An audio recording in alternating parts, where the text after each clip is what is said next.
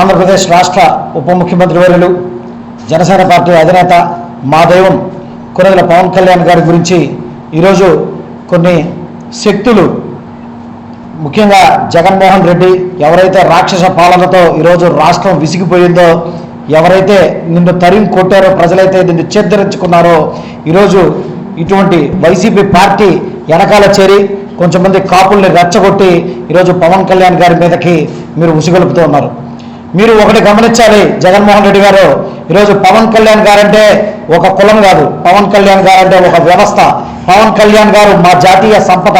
పవన్ కళ్యాణ్ గారు ఈరోజు పవన్ కళ్యాణ్ గారు అనే వ్యక్తి ఈరోజు రాజకీయాల్లోకి వచ్చాడంటే మా లాంటి యువతని నిజంగా ఆయన ప్రోత్సహిస్తూ ఈరోజు ముందరగా ఆయన తీసుకోబోతున్న విధానం, అదేవిధంగా మా లాంటి యువతకి ఆయన ఈరోజు ప్రేరేపిస్తున్న విధానం ఏదైతే పవన్ కళ్యాణ్ గారికి ఆకర్షితులై ఈరోజు అందరూ ముందరికి రావడం మొదలైంది.